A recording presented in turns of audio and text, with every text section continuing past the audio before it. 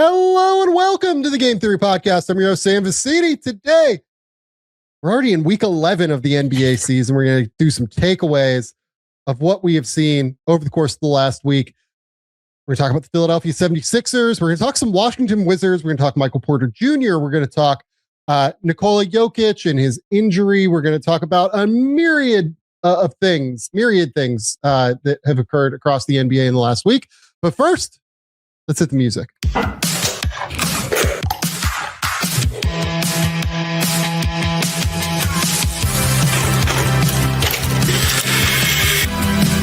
They do have a timeout. Decide not to use it.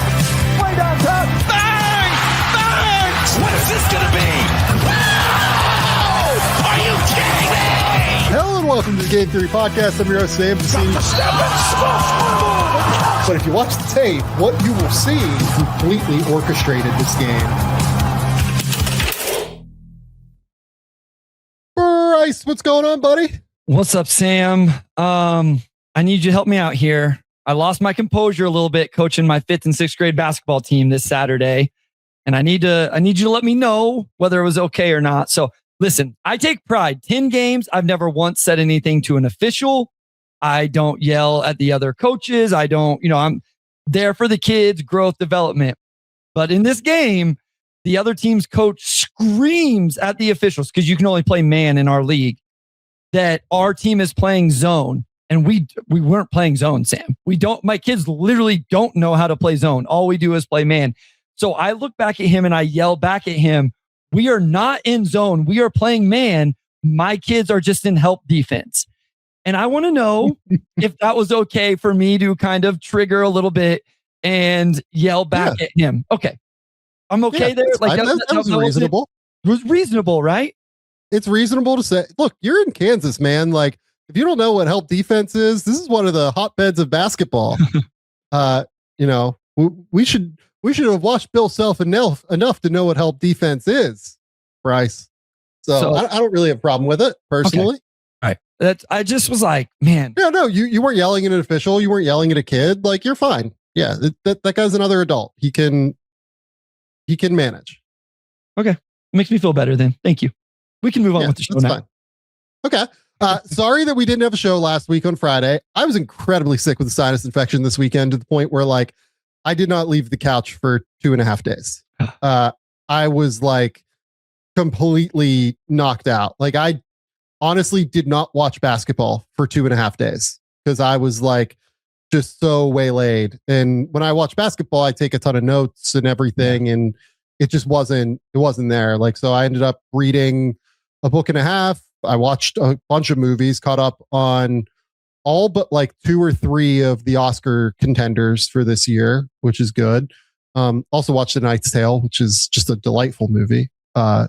Just one of the greats of all time. I think I've seen that one. Yeah, I have. So I have seen that one. Yeah, it's. I listened to the Bill Simmons, Chris Ryan, Sean Fennessy, like top 50 rewatchable movies of all time. A Knight's Tale's not on it, to be clear, but that podcast is just like, it is a diamond. It is Michelangelo painting his Sistine Chapel. Simmons basically had like 2 of his friends come over and listen to him, like, just listing movies, just like listing dudes, basically go and have a drink and listing dudes kind of vibes. Remember this dude. Remember this movie. Remember that guy. Like, that's what the whole vibe of this thing was. It was perfect. It was everything that I imagined. But it made me recognize, well, what is the movie that I've seen most in my life, basically? Like, there are a few. Like, I've seen like Mulholland Drive a ton because I had to watch it. I like wrote about it when I was, getting a film degree or whatever.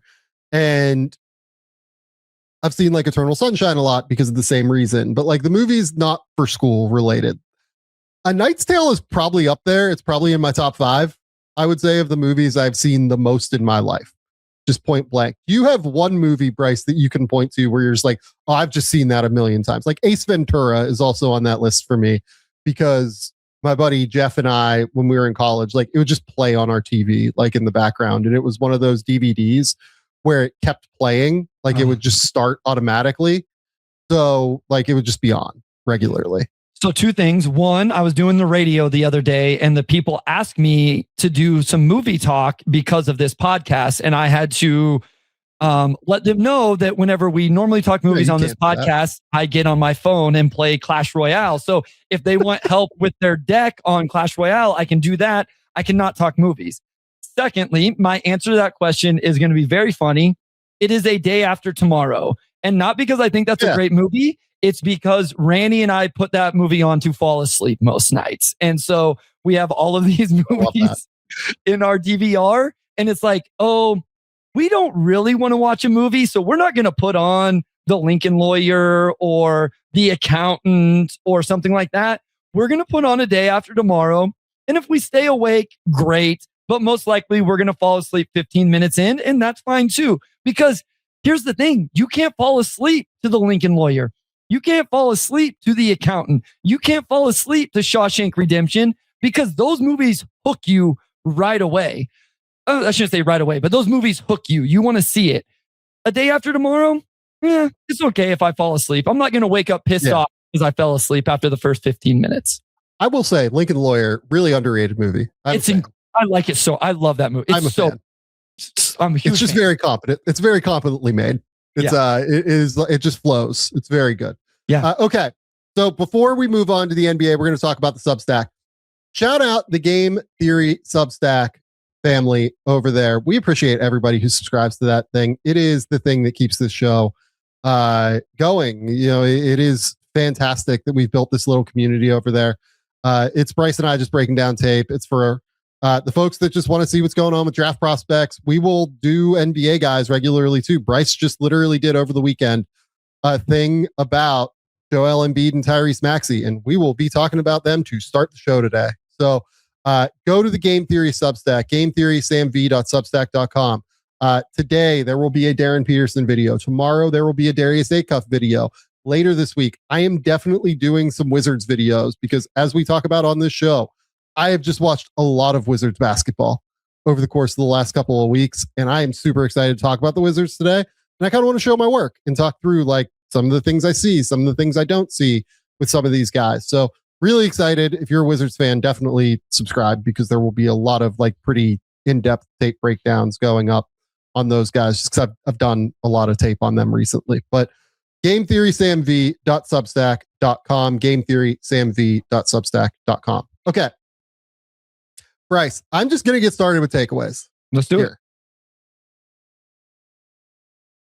Are the Philadelphia 76ers actually dangerous?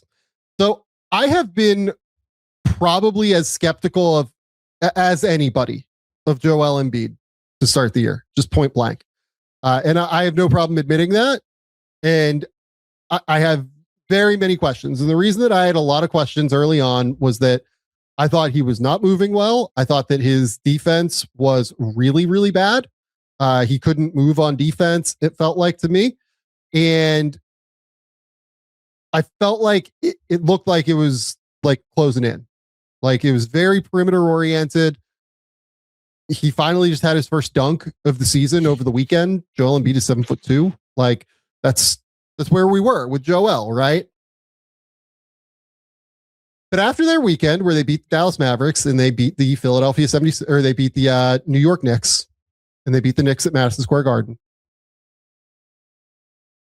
I'm actually like really starting to wonder about this team. And it's actually because I think Joel looks way better than what he did early in the year.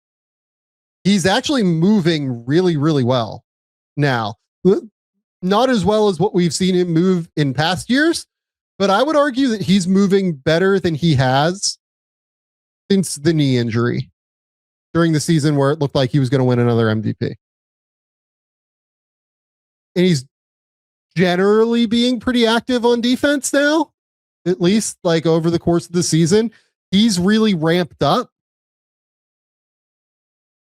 And I'm starting to wonder, like, is the Maxey Embiid combo dangerous enough now where this could theoretically work? The Sixers in a playoff series. And VJ Edgecombe looks amazing. I've liked what I've seen from Paul George kind of fitting into a role around those guys as well. We'll talk about like some details, but I don't know, man. Like I might be in on the 76ers largely because I think Joel Embiid is moving better than what I've seen. And like, look, obviously we need to be clear with Joel. Like we just never know how long this is going to last. Right.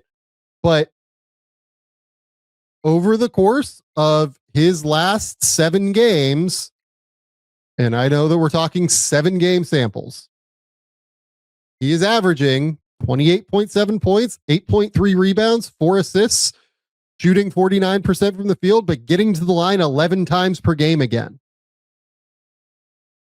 39 against Indiana, 27 against Brooklyn, 31 against Chicago, 34 against Memphis, then the 26 against New York as well. It feels like we're starting to find something again here in Philly. Bryce, where are you at on the 76ers as they kind of get close to the midpoint of the season, and they are 19-14 now, and have actually like done a pretty good job taking care of business away from home? Yeah, I mean, they're 5th in the Eastern Conference right now. I think there's still some more games to be played here on Sunday night. But listen, I've kind of quietly tried to workshop this a little bit. And I think we need to be clear. This is all made possible because of Tyrese Maxey. Like the fact that 100%. Tyrese Maxey will play 40 minutes a night, allows, you to pay so much money to what is now your 2nd leading scorer, which Embiid is, and your 5th leading scorer when Oubre's in the lineup in Paul George. So the 4th leading scorer for a chunk of games. But I have just wondered is like, okay, if Maxey is like a first team all NBA level player, which whether he is that or not, he's playing at that level. He's averaging 30 a game on 48, 40, 88 and playing 40 minutes a night. Like Joel Embiid, especially what we've seen recently, as your number 2, not bad. Like that's just pretty good. And Paul George, as if VJ is going to be this as a rookie, if Paul George is your like number 4 option right there with like Grimes and Oubre, shooting 40% from 3 is Paul George, that's okay. Now it all comes down to the availability. I still have major defensive questions, even with all of these guys we're talking about, because VJ is not that guy as a rookie on the defensive end, at least yet. And so are they dangerous? Yes. Like if they're healthy in a playoff series, even if Embiid can only play 26 minutes and Paul George, like, are they dangerous? Yes. Could they knock somebody off in the first round? Absolutely. Based off what we've seen recently. I don't know that they're dangerous to win 3 series and come out of the East, but if you're, they're not going to play Detroit based on the standings right now. Like if you're the 4 or 5 with Toronto, they can play Detroit in the second round right now, though. Yeah, they could. No, they could. So let's should Toronto be a little bit nervous about getting them in the first round? That's what the standings are right now. Absolutely. And then, yeah, if you're Detroit, I would pick Philly in that series. I think so. Probably depending on health, like that's always the caveat. Like just everybody know that, so we don't have to keep saying it. And then if I'm Detroit, I'm like, man, okay, how am I defending? And I know like that 2-man game was so much fun to break down, Sam. And Nick Nurse was part of that as well, because it wasn't just, okay, Maxey and Embiid go over there and we're going to run cleared out ball screen action. It evolved throughout the game into other things as well and created a lot of good looks. I will say the other thing is like, who is the 4-man long terms, throughout? And maybe it's Paul George. Maybe that's what they end up doing when Oubre is healthy. There are obviously limitations with this team, but yeah, I think they can be dangerous. And I enjoy watching them right now. Like a lot of it's because of Maxey and Edgecombe, but I think Embiid and George have been okay. They've been better than I thought they were going to be this year. Well, it was hilarious, that Knicks game. So you brought up the 2-man game between Maxey and Embiid, right? And one of the things that you brought up was the empty side stuff between Maxey and Embiid in the video. Yeah. In the second half, in the third quarter of the Knicks game, they just spammed it. Like they did it every single possession to start the second half. So first play of the second half, empty side, Embiid gets a switch onto Bridges, faces up, drills a midi.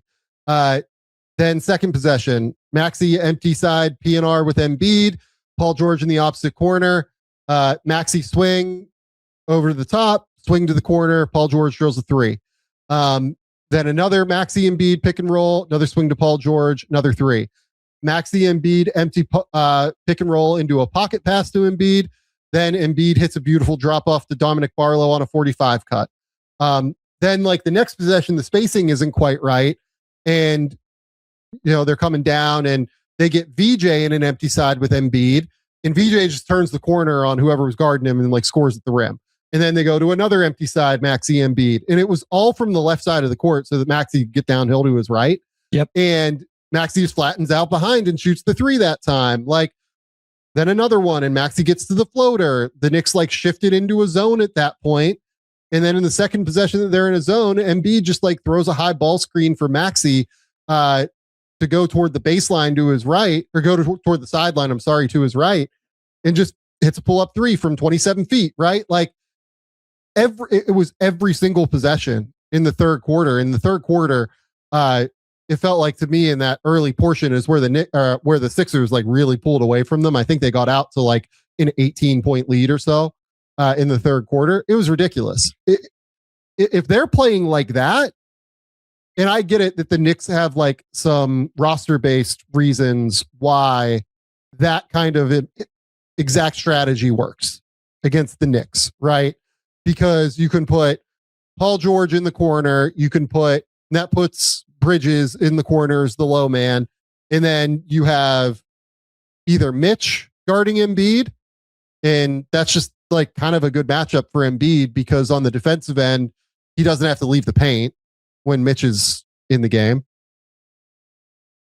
And then you have, somebody guarding Maxey who is probably not a great defender on Maxey at the end of the day. You could also end up in a circumstance where it's Anunoby on Embiid, and Anunoby, like God love him, is just not big enough to deal with Joel as consistently and as effectively as what you would hope for in circumstances for such an elite defender. And OG is unbelievably elite on defense, but it is an incredibly difficult action to solve whenever you also throw in the fact that VJ Edgecombe makes open catch and shoot threes, and Dominic Barlow is a good cutter, and Paul George makes catch and shoot threes at a high level. Quentin Grimes makes catch and shoot threes at a high level. Jared McCain is a guy that you can't leave open, or he will make catch and shoot threes.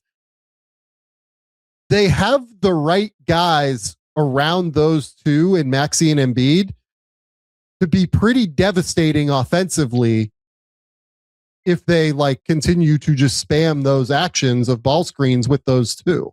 Well, and it's the individual talent of those guys. So like people will say, we'll switch it. You can't switch it because the guy guarding Maxey can't switch on into Embiid and hold up in an isolation. And the guy that's switching on to Maxey probably can't hold up with him because he's so fast. Let's play hard at the level. Well, now you're going to hit Embiid in the short roll and he can knock down that jumper. Well, let's drop. You can't drop because Maxey's too good of a shooter off the bounce. And then here's the other, you just brought up it's not the most important part is those two guys. It starts with Maxey and then Embiid's skill set, but then people will say, well, just load up from the weak side. It's not just the three names that I really like to mention there. George, Grimes, and Edgecombe can catch and shoot, Sam. It's their advantage exploiters all the way out. You want to run VJ off the line? He can attack the closeout and get downhill and score. You want to run Grimes off the line? He can attack the closeout, draw help, and kick to George in the corner, who then can also attack. All three of those guys are full advantage exploiters where not only can they catch and shoot and knock down a shot, but if you just want to try to run at them and you're in scramble, they can attack that closeout now. So it's the combination of the strong side action along with the talent they have still on the weak side. Yeah. I mean, it is a ridiculous offense. It feels like to me when Embiid is playing. When those two are out there together now, Embiid and Maxey, they have a 120.6 offensive rating, which is just drastically better than the Maxey minutes alone. It's 5 points better per 100 possessions than the Maxey minutes alone. Yeah, I mean, they're a plus 4.4 when those two guys are out on the court together. And then, you throw other guys out there. Like if you throw, when Paul George is out there, they're a plus 7.1. Like the Embiid, Maxey, George minutes this year, there have only been 146 of them. They were plus 7.1 in those minutes. Like, I don't know. I'm really looking at this group and wondering if they could do something surprising. And a big part of this, by the way, is VJ Edgecombe. Over VJ Edgecombe's last 9 games, Bryce, 21.2 points, 4.6 rebounds, 3.7 assists, shooting 47, 39, 79, taking 8 3-point attempts per game, and like taking on difficult defensive matchups too. Like he had the Brunson matchup in this game. I thought he actually did a really good job on Jalen Brunson and made his life harder when he was out there. And then they have Quentin Grimes, who can take on tougher defensive matchups from time to time. Kelly Oubre is good against specific players.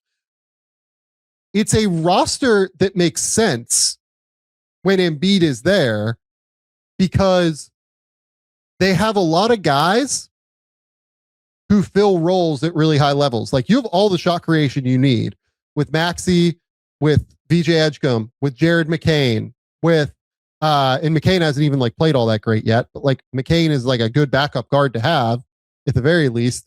And then you also have Quentin Grimes, who's like proven some ability to do this. If Paul George is out there, you have like the wing depth that you want because Quentin Grimes is there. Paul George is there. Dominic Barlow has been really good this year. I think I'm getting way out over my skis because at the end of the day, like I just don't know that I trust Joel Embiid to stay healthy. Sure. Yeah. Right. Yeah. He's played 16 games this year. And this all breaks down if Embiid's not healthy, right? Like Drummond doesn't do any of this. Dembona doesn't do any of this. All of this fun 2-man stuff doesn't matter what you have on the weak side if you don't have the big man to run it on the strong side. And it becomes easier if Paul George is in the lineup, to be clear. And like, I think Paul George deserves like a pretty real amount of credit for how he's played recently. Not like early in the season, I thought it was pretty rough, but like I've actually enjoyed the way that Paul George has like stepped into a role here and done like a pretty solid job of just taking the shots that come to him. Like over his last 8 games, he's hitting 41% from 3 on 7 3-point attempts per game and averaging 17 points. And he's passing reasonably well and takes on like semi-difficult defensive matchups, not like incredibly difficult ones, but like it's a roster that weirdly, like you could see the vision for why they did what they did. You know what I mean? For extending Joel and for signing Paul George. Like it's been nice over these last few games to kind of get this vision. How long it lasts, we'll find out. And honestly, like with how VJ is playing and everything, like if they could ever get off of Paul George or Joel Embiid because they're playing well and teams are like, oh my God, like this is our last missing piece, right? I think I would still recommend it in all honesty. Sure. And I get that like Sixers fans like might not love hearing that because Joel is so good and has been so ingrained within the culture of Philadelphia basketball now for a decade. And, you know, God love him, the guy won an MVP and at his peak was as good of a big man as I think I've seen play basketball offensively. But like if things make a lot more sense moving forward, if you could move off of that deal and, or if you could trust him to stay healthy either, which like, I just don't know that you can.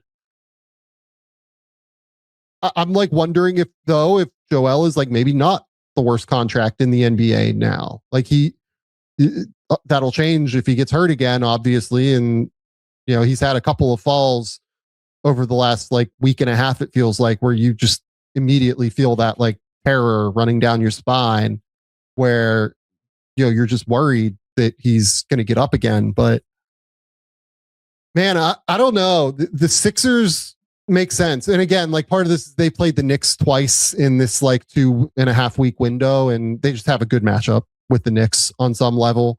Yeah, I don't know, man. I'm kind of in on Philly. I've really enjoyed what I've seen. And if people want to get excited about Joel playing at this level, I think they absolutely should be. Because again, he's moving better than he has since he had that knee injury midway through the year. What was that, 2 years ago? He looks way better than he has at any point since then.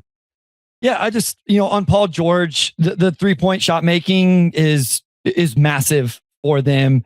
And, every once in a while you can run some things through him, not nearly to the extent, you once needed to, but I do kind of wonder, like, can you keep these guys a little more healthy, because Maxey does take so much and Edgecombe takes so much, and you aren't going to ask them to do as much. George, even defensively, he's not going to, as you mentioned, he's not taking the best matchups. I think his off-ball defense, though, can be impactful and he can be disruptive at times. And then my last thing anyway is VJ could make this rookie of the year conversation real interesting, because if his numbers are even close, it looks like he's going to be the one player on a very successful team outside of Dylan Harper. And Dylan Harper's like just raw numbers aren't quite there, and, coming off the bench and all of that. But VJ could get, and quite frankly, they're not crazy far off from Cooper and Kahn's individual numbers. And then if they continue to win at this rate and those two teams continue to win at their rate, VJ can make this, I think it makes it at least a little bit interesting when you add a player whose team is 5th in the standings, 4th in the standings, and then the other two teams aren't even in the play-in. And we have a long way to go to get there. Yeah.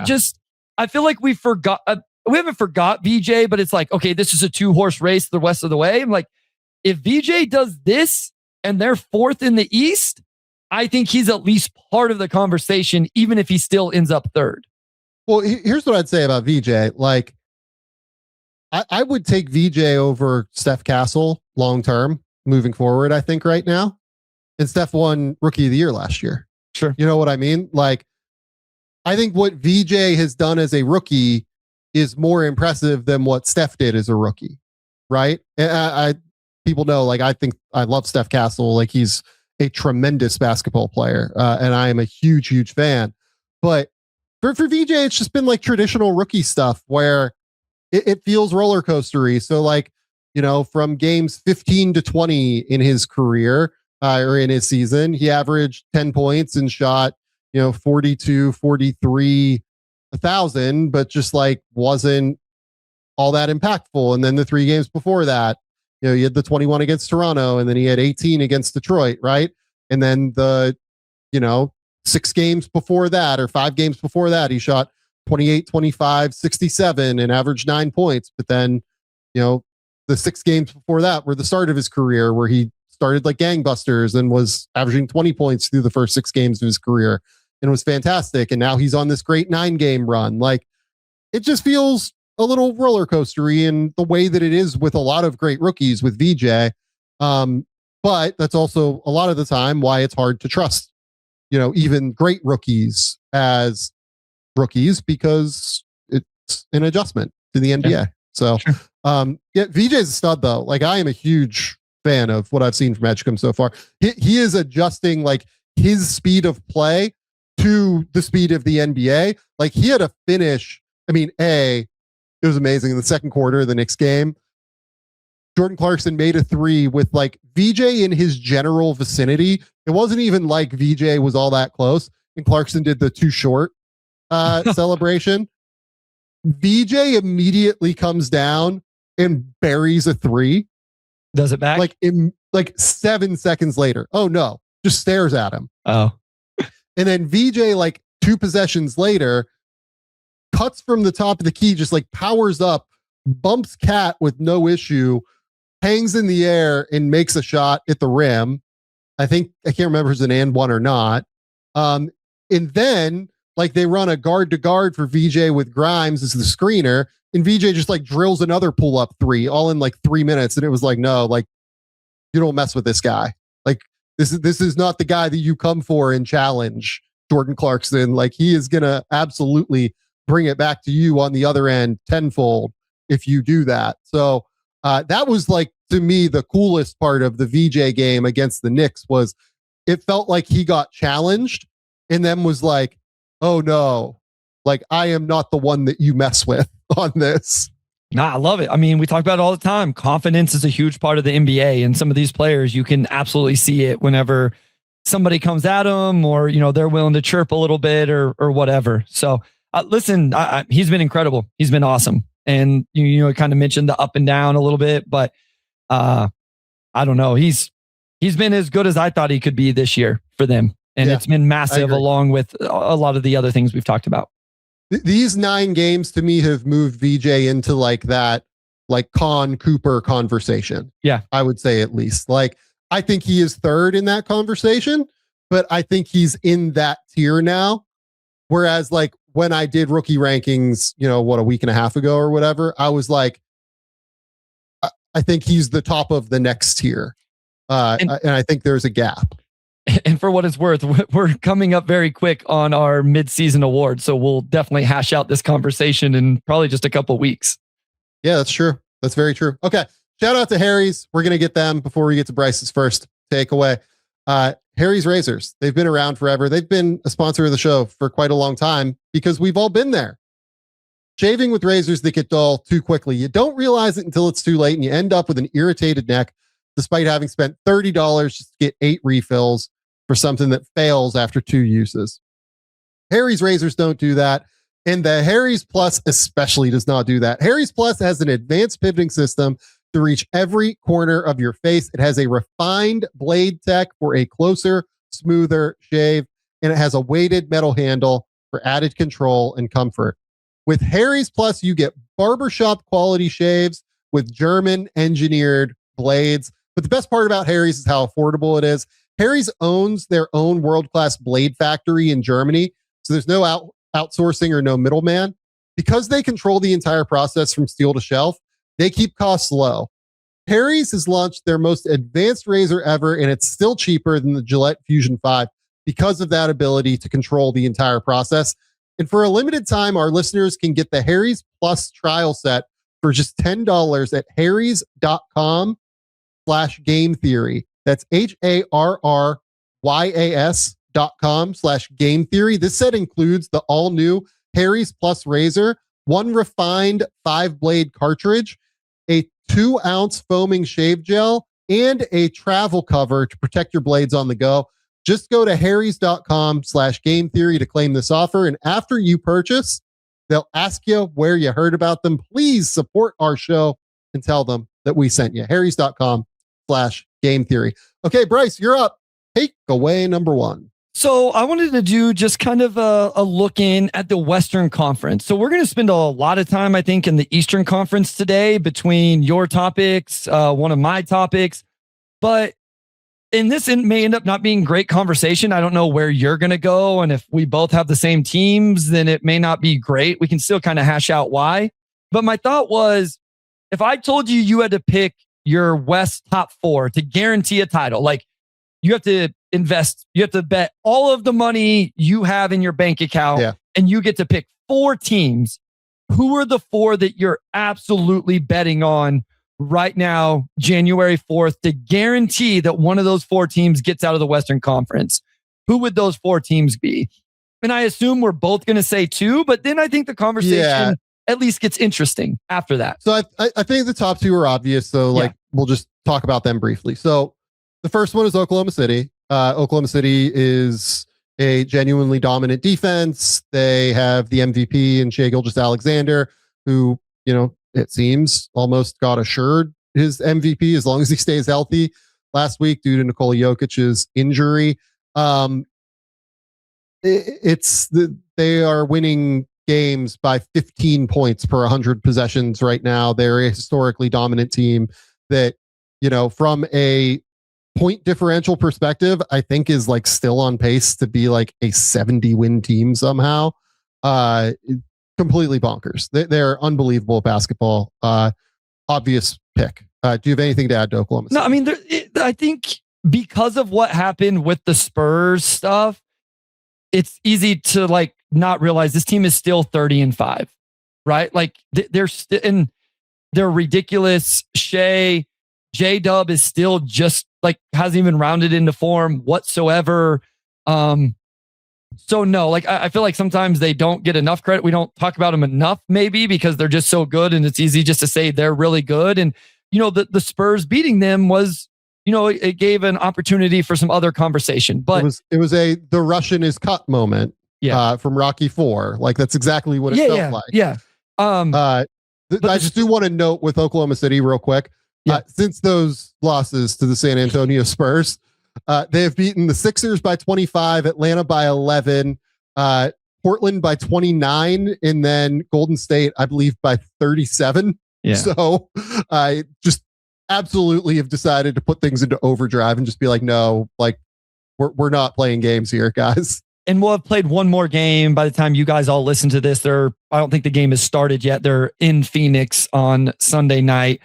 And like you say, at the end of the day, they're still 5 games up on the Spurs. Actually, the second best record in the NBA belongs to the team behind me. And, they're still, it'd be 4 games ahead of them. So I just, there's no way they're not the top 4. Like if people don't want them to be their title favorite, like whatever, I would not agree. There's no way that you don't have them in your top 4 of the West, though. Yeah. The second team I would imagine is Denver, right? Denver is assuming like no long-term, and we'll talk more about the Jokic stuff a little bit later. So we won't dive into that now because that's part of my second takeaway. But yes, they got a little bit healthier on Sunday, even though they lost to the Brooklyn Nets. But Aaron Gordon and Christian Brown returned. And, it seems like Jokic will be back, around-ish the All-Star break, somewhere around there. Jamal Murray continues to have a phenomenal season. They've been there. They've done it. Denver is absolutely one of these teams for me. Aaron Gordon, 20 points in 21 minutes. Christian Brown, 3 points in 24 minutes. Jamal Murray, 27 points on 11 of 23 from the field with 16 assists in this game. Crazy. Doing and everything for them right now. They still lost by 12 because Brooklyn's the best defense in the NBA. Move over, Oklahoma City Thunder. You were not the best defense in the month of December. That is true. We're going to talk about the Nets a little bit later. But yeah, I mean, they just demolished them on the interior, it felt like to me. I did watch a little bit of that game. Like, Michael Porter Jr. ends up going for 27. Noah Clowney goes for 22 and Day'Ron Sharpe goes for 17. Like it was, and then because Valanciunas isn't playing either. Yeah. Valanciunas is also out for a considerable amount of time. So Denver's big rotation right now is Deron Holmes, who you and I both like we're both interested in Deron. Yeah, but he shouldn't be starting center. Like to me, Deron is like a 4-5 more than a starting 5. You know what I mean? And yeah, in fairness to Deron, I think he's played like 2 or 3 games now in the NBA. He's been spending most of the season to start with the gold, which I still find that fascinating that their G League team is not even in the same state, but whatever. So yeah, like he's still figuring it out in essentially what is his rookie year after the Achilles. Yeah, so and Zeke Naji is just like unplayable. So it is what it is. Yeah, I mean, look, like we all like the Spencer Jones story. He can probably be a rotation player. Can't be playing like 27 minutes in like a critical starting role at the end of the day. And, look like Peyton Watson went for 23 today and Watson can be useful. But look, I think the key here is that we're all believers here that Jokic and Murray keeping this team steady even before Jokic's injury with all the injuries that they had is insane and says to me that they're going to be fine. Yeah. No, okay. I agree. So this is where it gets interesting. Could be. Okay. So I'm going to cover my Oklahoma City base here and I am going to take the Spurs. Okay. Because I think that Oklahoma City is still the team that is like very much most likely to come out of the West. And we do now know that they have this weird matchup with the Spurs where because Victor is so good at protecting the rim and changes the geometry of their game so much and forces them into being even more of a mid-range shooting team because they can just close out super heavily on the 3-point shot and reject those and then have Wemby in the middle and allow him to just stop Oklahoma City from kind of getting to the rim. This is the formula that San Antonio uses against a lot of teams, but I think because Oklahoma City can be mid-range centric, it can exacerbate issues for them from time to time in terms of their offensive firepower in general. I will cover my base here. If your goal here is that I'm guaranteeing a title, right? I'm trying to guarantee a title. To me, the thing I'm most worried about is what happens if I lose Oklahoma City from these 4 So I'm going to take San Antonio as one of these in the knowledge that, well, if they beat Oklahoma City, they're artificially going to have a higher percentage chance. And we haven't seen Oklahoma City come up with the right answers yet to solve for them. Yeah, I mean, I think the thing I was most impressed was the way San Antonio just relentlessly attacked those Thunder guards, and they have three guys that can do it in Castle, Fox, and Dylan Harper, even as a rookie. I mean, again, I think these next few teams that we're going to talk about, I guess, to me, it's San Antonio, Houston, and then Minnesota is the next team for me. And we'll get into all of that a little bit more. I assume you have a different team that you would throw into the equation that still isn't the Lakers, would be my guess. But I think your calculation of protecting against the Thunder or whatever makes sense. And they have been good. It's not like it's only, hey, we beat the Oklahoma City Thunder and that's the only time we've been good all year. Now they, have gone 2-5 since that win, the final win over OKC on Christmas Day. But obviously Wembanyama has missed a little bit of time. And this again is assuming that, that he's back and healthy. Vassell has missed some games as well. So, over this stretch. So getting healthy obviously would be important for those two because I think they both play a huge role, but they do have depth with Champagny. We've talked about Harrison Barnes being good for them. Steph Castle, I think, has been awesome both ways outside of the 3-point shooting. De'Aaron Fox has been good. So I like their depth along with this. I think the one counter is just how many of these guys have we seen in a playoff push? Like that, my thing going, even when they started off the season good was okay, am I buying into them title contenders? Man, there's not a whole lot of playoff experience. There's not a whole lot been there, got our hearts broke. Now we're going to bounce back and we know it. That would probably be that's still my biggest thing with this team. And the reason why I might be willing to hear out a Golden State or Minnesota, that has roster full of guys that have been there and have done it. But they've just been too good. And we've seen them win a lot of tough games against good competition. And it's hard to put a ceiling like that on them right now. So they're your third team as well? Yes. I mean, they're one of my four. I guess I didn't rank what order I would draft them or whatever, but. Okay.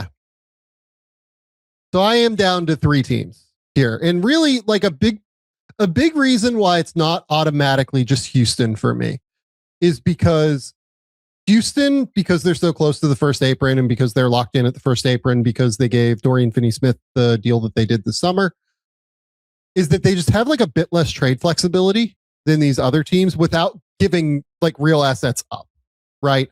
I'm not saying they can't do anything, but it's a little bit harder for them to do things on the trade market. Minnesota obviously can't combine guys into deals unless they get below the second apron, which is going to be very, very difficult. But it's a little bit easier for me to imagine because they have the Naz Reid deal. They have things that they can do to make it kind of functional to get below a number or to try to find a point guard, for instance, right? And then the final team is Golden State. I understand that people will be what is wrong with you for picking Golden State as a contender even in this conversation. They're 19-17. I get it. The thing is that they are definitely going to make a move because they are going to move the Kuminga deal, it feels like. So what do they get back for Kuminga and how does that change how they go about their year? Do they end up somehow in the Anthony Davis sweepstakes or is it more like a Bobby Portis kind of guy or they're going to probably either get a big or another, scorer or something in the backcourt that gives them a little bit more firepower offensively, right? They have a lot of options that they can do with the Kuminga deal. And I would agree, right now they are not in this conversation. I do wonder if they can get to this conversation because of the fact that they're the team that we know is going to look different. Sure. For sure. That's fair. The Lakers, they're probably going to try and look different. We're not sure yet if they're going to be able to actually make that work. Golden State, we know that they're going to look different.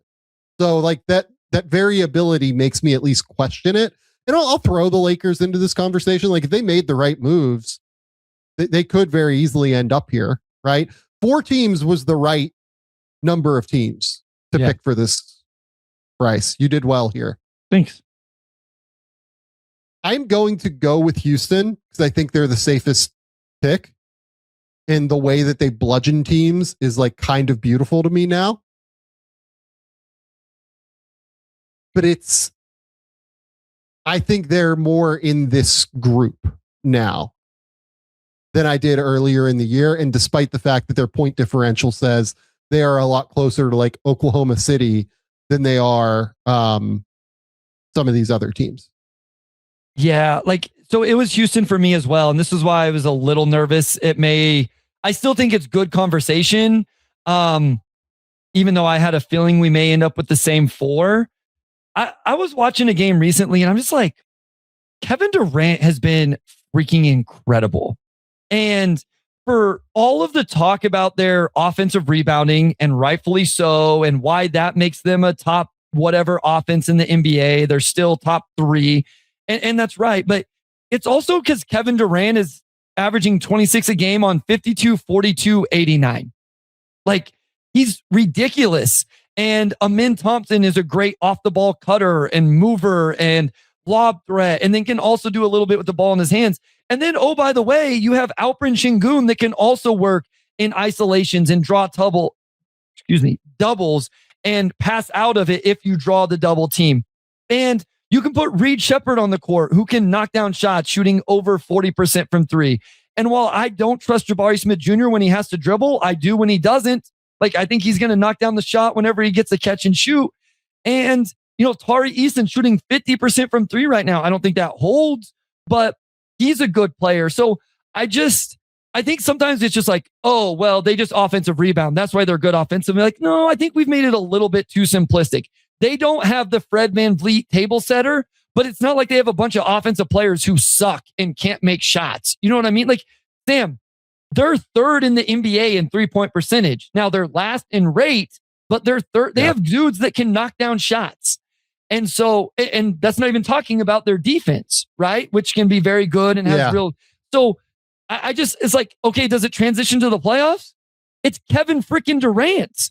Like, if the game bogs down and you need to go to half court isolation, is that the worst thing to say? Hey, Durant 8's on the shot clock. Here's a mid post isolation. Go to work. A lot of teams would kill to have that type of late shot clock, half court playoff offense. Or you could go to Alperen Şengün, or you could go to some fun inverted ball screen action with Amin Thompson rolling to the basket and Reed Shepherd on the weak side. Not to mention the lineup versatility. I think a recent game they started against Thompson, Eason, Durant, Smith Jr., and Şengün. Like, are you kidding me? Yeah, that's been kind of their go-to lineup here for a minute. So it's like they're good. Like, you know what I mean? Like, they're good and they have talent and they can make shots. And so to me, they were one of the 4. Like, absolutely. Like, but the hardest one for me was Minnesota, because I don't think Minnesota gets enough credit for, 1, having one of the best players in the game in Anthony Edwards, and 2, having been to back-to-back Western Conference Finals. And they're actually the team that I feel the worst about not having in my 4. I would like to see Minnesota and Houston in a playoff series, to be honest, because I'm curious to see the way that would bear out, because Rudy theoretically can mitigate some of the bully bally kind of stuff that they do, and could give Şengün trouble with his length if But they also have a ton of bodies to throw at Ant, and then the Ant KD stuff in the Phoenix series against Minnesota was really fun. It feels like Ant and KD have a really good relationship and really are kind of the all about ball kind of dudes that really will have fun with one another on the court. That's actually maybe my dream playoff first round series right now is Houston, Minnesota. I would love to see those two play in the first round. Houston has the athletes to blitz and then rotate behind it, even after that. And I think my thing with Minnesota, and it's a little bit to your Warriors and your Lakers point. I know it's way harder for them to make a move. I just think they're a little bit flawed right now. And my thing is, people will say, well, you could trade Naz Reid and then help out in the backcourt. Well, then I think they're flawed in the front court. It's like you're giving up one to get the other. And it's just like Dillingham, Jalen Clark, Terrence Shannon Jr., like none of them have just really grabbed the reins the way I thought at least one, if not two of them would, and really given them the depth. Now, maybe it ends up not mattering. And I guess here, like people are going to scream Bones Highland at me. I'm just like, no, we're not going to do that. Also, I just want to be clear. Like I misspoke. They're not over the second apron. They're $8 million away from the first or $8 million over the first apron, not over the second apron. So they can't take back more than $3.5 million, I think, in a deal, because that would force them over the second apron. And then additionally, what is it? It's regardless, my brain just froze there for a second. But I misspoke. They are not over the first apron, or they're not over the second apron. I'm sorry. They have the ability to actually combine guys into deals. They just can't go. They can't take $3.5 million more in a deal than what they did, or than what they send out. Yeah, it'd be interesting to see how they hash all of that out and what kind of move they make. And we'll get more into that, I'm sure. I mean, we're only a month away from the trade deadline at time of recording, or I guess when this comes out, it'll be exactly a month, I think. So obviously that's going to be a big conversation moving forward. And, maybe we'll even have some deals start to happen here before long, but they're the team I feel the worst about not having in. I think LA's defense is just so flawed. And Minnesota's ahead of LA to me for sure. Like, not and even a Golden question. State, I just like, I hear your argument in terms of like, they're going to look vastly different. And I think that's fair.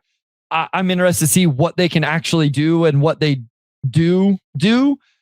I just don't love this team right now. And in terms of a real contender. Yeah, I don't disagree, like in terms of not loving them right now. It's just like, what can they be? Can it be a similar like bump to where they got Jimmy Butler last year? Sure. Yeah. Okay. I will go next.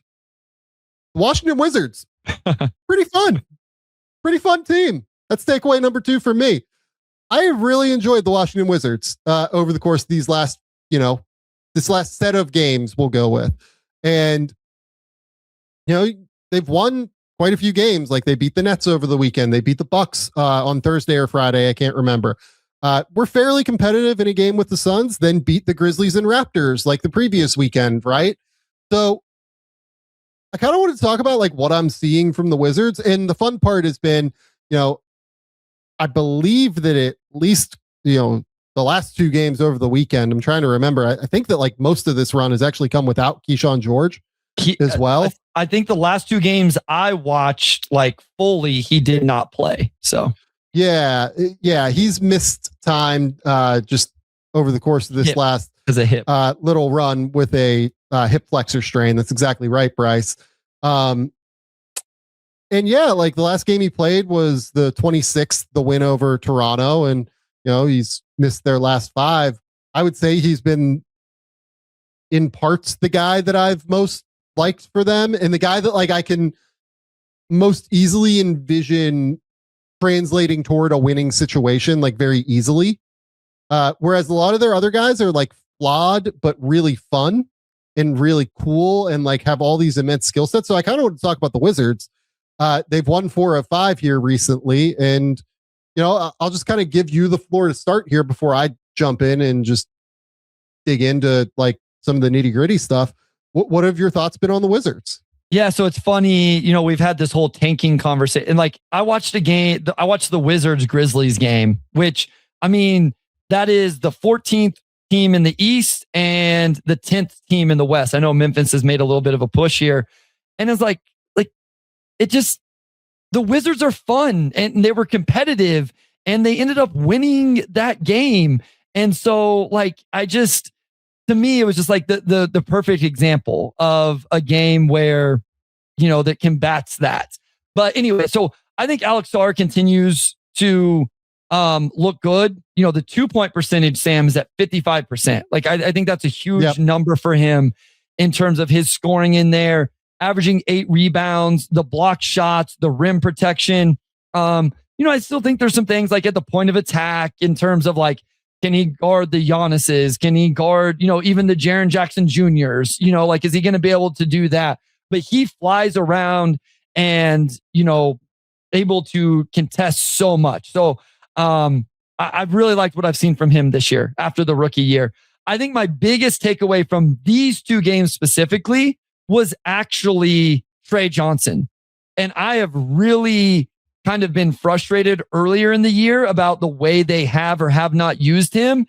And specifically in that Memphis game, he got a designed action to start the game, came off a pin down, and then immediately got a rescreen, got into the paint, had another designed action that was screen the screener, another one to start the second quarter. And then they ran the offense through him multiple minutes and for stretches of the game. So it wasn't necessarily on the ball, Sam. It was off the ball actions into on ball scoring. So I loved seeing them kind of lean into that, where they were really looking to get him involved. And right now on the year, he's shooting 42% from three. He's shooting 50% from two, averaging 12 points a game. And then real quick before you go, Bub Carrington finally making shots. That's been fun to see. And then listen, I realize Bilal Coulibaly is a struggle offensively right now. The jumper doesn't look great. I think he's going to be a monster on the defensive end, Sam. Like that dude can really guard and he can be really, really disruptive. It is really fun to like look at their kind of on-off data, because the two guys I feel like that I notice move the needle most with like the data at least are Trey Johnson and Bilal. Look, they're like a -7 team almost no matter who's on the court. You know what I mean? Yeah, like yeah. it's, they just have a ceiling because they're the youngest team in the NBA in terms of like rotational minutes by a pretty wide margin, I would imagine.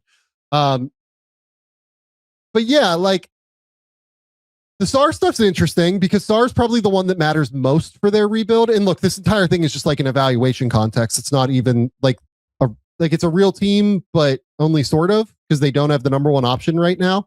And that makes it tricky to evaluate. But like the Sar stuff is still weird for me because I get very frustrated with his hands.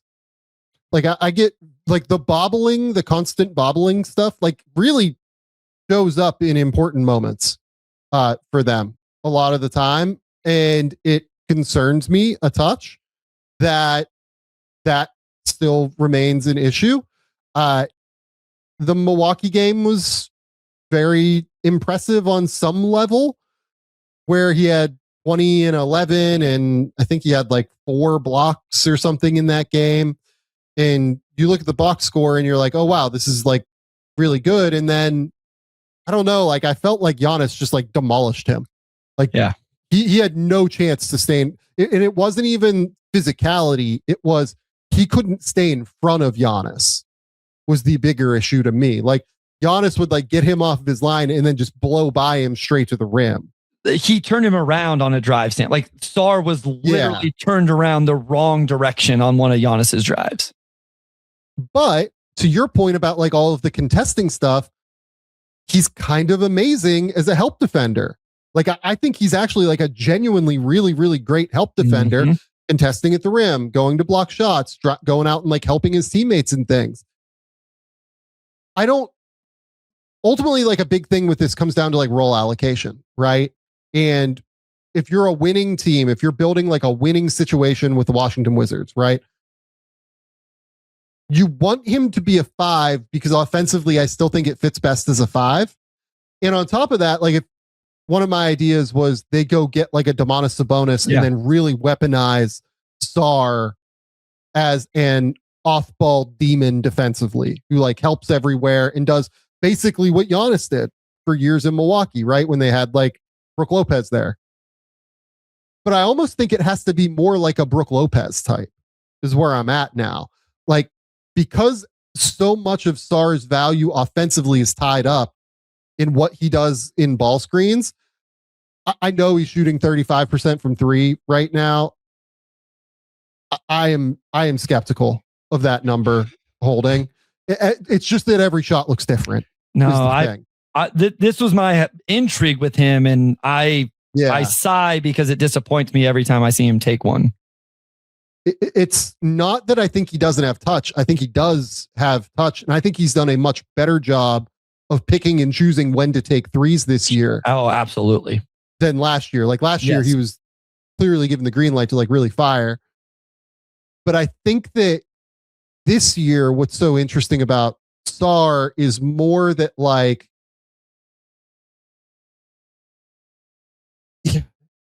it's just that everything looks so different every time he takes a shot. Like sometimes he holds on to it too long. Sometimes he like kind of moonballs it a little bit.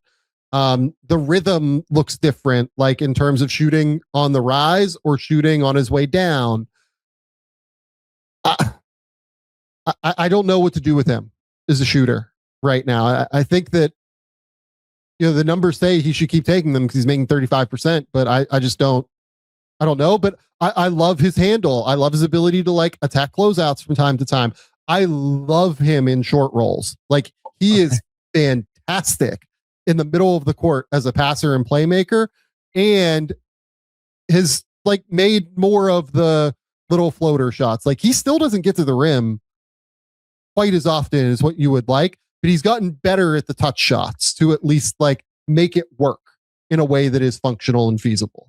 Two things real quick. One, I think he's taking the right amount. Like I think his 3-point shot diet is probably right. You know, like, and if he can be 35% on 3 attempts and just like, hey, I'm a pick and pop every once in a while, I'm going to trail 3-point shoot every once in a while. Like that's great. I'm glad you brought up the short roll. So I recently did a little project for somebody just looking at like attacking out of the short roll, like making the passing reads, but then how do you score? What are the little floater shots, stuff like that. And I actually ended up using Alex Sarr as an example in terms of, especially whenever there's space for him to attack, because when he can get downhill, like he had a sick, like he did the fake pass, getting the help defender up in the air into a Euro step, into a left hand finish. Yeah. Like he just, he has a little bit of finesse and skill and nuance to the way he does these things. I will also like, so his 3-point attempt rate is almost in half this year, which I think is ideal. His true shooting is almost 10% better because the 2-point percentage is so much better. The defensive rebound percentage is up. Here's what I'll say about the true shooting thing, though. He's still 4% below league average. Sure. In terms of true shooting percentage. Like, he's still not like a wildly efficient big man. Well, and he doesn't get to the free throw line a lot, and he doesn't shoot it well from the free throw line either. Correct. Like, there's a contact aversion going to the rim. It's why he takes like a lot of those floatery touch shots on the interior. And also you will occasionally take threes. It's a hard way to live and be efficient, especially when teams like typically ask their bigs to increase the efficiency number. Basically, I guess is my point here. Yeah. It's why it's a tricky evaluation for me still, even though he's very clearly like taking a massive jump and looks like a real keeper for them moving forward. Yeah, I think my thing is like, I'm with you in terms of like, last year was like, man, there's a little bit that's like super concerning here. Like when you shoot 45% from 2 as a big and only get 2.5 free throw attempts and not necessarily a massive defensive rebounder. And like, it was like, okay, what's like, are you just going to be a backup big? Like he's obviously a legit player. I think it's hard for me. Like, okay, is this like a all-star level player? Is this like the best player on your team? Is this the second option? I just want to point out, along with all of the defensive stuff, the shot blocking, rim, like the defensive rebound percentage jumping, it's not a massive jump, but like that is very important as well, because that's something we've talked about with him being able to play as the 5 also is, can you finish off possessions by raking down the defensive board and ending the possession and then starting transition or going the other way? But again, though, like the defensive rebounding percentage is like good for a 4, not for like still solid not for a elite. 4. Yeah, it's still not great. Not for a 5. there for a 5. Yeah, fair. And you know, you look at their defensive rebounding rate; they are dead last in the NBA in defensive rebounding. And part of that is that they play small across the perimeter too. Like it's not just Alex that is at fault for that either. It's that they typically play 4 perimeter players around Alex as well. Trey Johnson and CJ McCollum aren't raking down a bunch of defensive boards from the 100%. But like even Bilal, right? Like Bilal, I would not argue is like a rebounder at the 4 position, right? Like he's a decent wing rebounder, but he's not like he's playing the 4 for the most part for them in their starting lineup and like guarding up the lineup. And he's not that guy. Middleton's played a ton of minutes at the 4 for them. Yeah, exactly. So like it's a weird evaluation with Sarr still, but I still think he gets moved around a little bit. And I still think in that strength, he looks stronger this year. Hopefully he will continue to get stronger. It's a weird eval that I can't wrap my head around quite yet. Like Chet Holmgren is very efficient and has no problem dealing with contact and has like no problem like getting all the way to the rim and finishing. Like Sarr, it's a lot more touch shots. It's a lot more. He's not nearly as good of a shooter as Chet either, which is a huge issue as well. So what does all of that look like? But has a chance to be like a help defender approximating what Chet is. Like his help defense is awesome. I think that dude is fantastic. His on-ball defense, I think, is worse than Chet's. But as a help defender, like he is a genuinely awesome help defender. Yeah. And it's a huge piece of growth for him, I think, moving forward. You wanted to talk about Trey. Trey Johnson remains just a dude that I love watching play basketball. Just out there to hoop and get buckets, and it is beautiful to watch. Over his last 7 games, Trey Johnson averaging 15 points, 2.7 assists, 2.7 rebounds, 2.1 assists, shooting 53-50 1,000 or 53-50 100 right now over his last 7. The bar that he's going to have to reach in his ancillary skills, like defense and passing. The passing is already showing some real flashes, by the way, too. I think he has vision. It's just everything else is going to be interesting. It's going to be so low because he's going to be such a high level scorer because of the shooting ability. If you leave him open, it's curtains. If you close out on him too heavily and he's able to relocate behind the 3-point line, it's curtains. Like he's just absolutely automatic in those circumstances. And yeah, I mean, he is a monster shooter, man. He is absolutely a lights out shooter.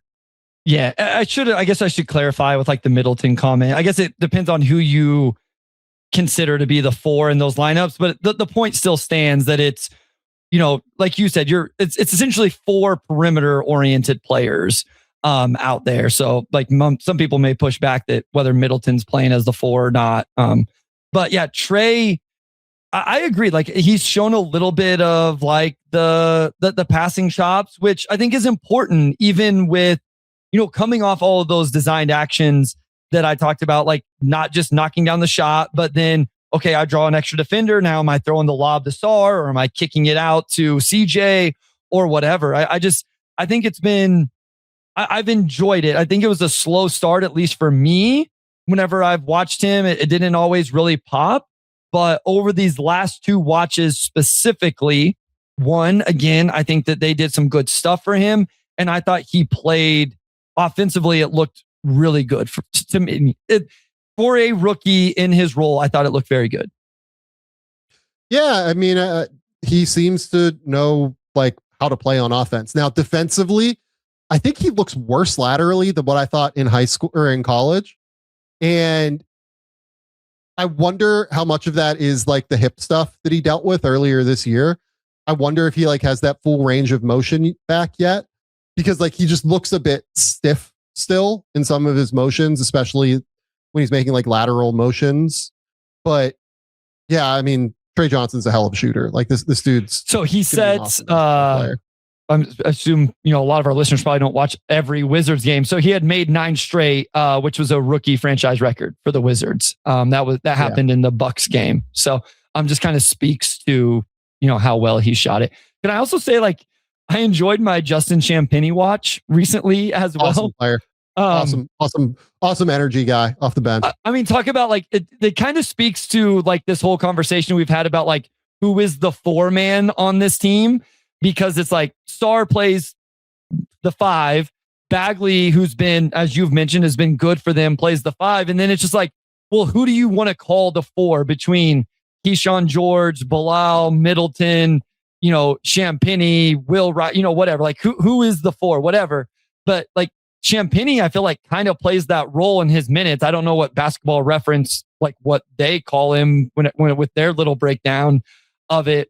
Yeah, they're saying mostly small forward, but he rebounds the heck out of the ball. He's a fun player. Things down, man. Yeah. So wanted to give him a quick shout out here. The last two guys I want to talk about, Bub Carrington, over his last 12 games, 14 points, 4.7 rebounds, 4.9 assists, only 2.1 turnovers, 49, 47, 65 from the line, but he still only is getting to the line 2 times per game.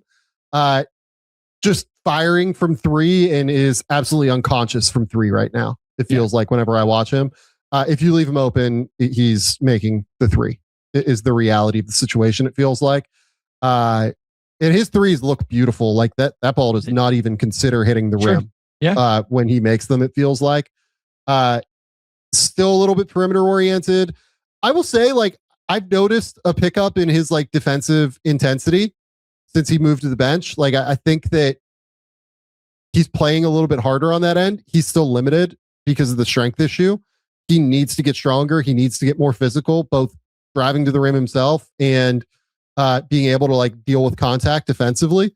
But like for a guy that I was like, I was really worried early in the year, he has settled his season really well and like looks every bit like a very high level backup guard in the NBA right now. So I wonder if that could lead to hopefully some more growth moving forward. But like, I like the way that Bub has like settled into his season and kind of gotten things going again. Yeah, I mean, he's got to make shots. That was a huge part of it. I mean, it's still not great. The profile of 44% from 3 and 36% from 2 and never gets to the free throw line. But if you can be a high level 3-point shooter, create a little bit without turning it over, rebound and play hard as heck, like you can find your role and keep a role in the league. Yeah, I mean, Bryce, like his first 21 games this year, 6 points on 33, 41, 72. Like it was a mess. The 2-point percentage had to be like at 20% at some point, right? Like it had to be. It was a 25%. Yeah. It was really bad for his first 25 games or 21 games of the year. He's figured some things out. And then Bilal, like you're 100% right. Like I've enjoyed the Bilal experience on defense. I think he has been really active and aggressive on that end.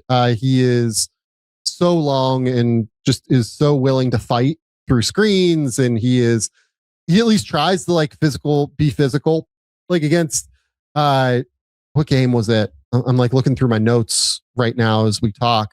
It was against the Bucks. Like he was dealing with Giannis. Like he was at least willing to try and fight with Giannis and like try to establish position on some level against Giannis. But there's just nothing he could do at the end of the day because Giannis is just way bigger and way stronger than him.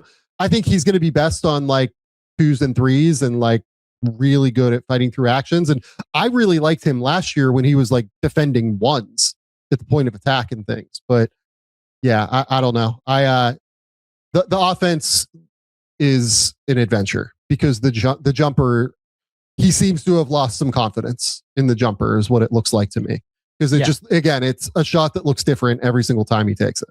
Yeah. So I think the jumper is very nervous to me right now. He has some attacks to the rim that look good. And then it's like, does he actually finish it or not?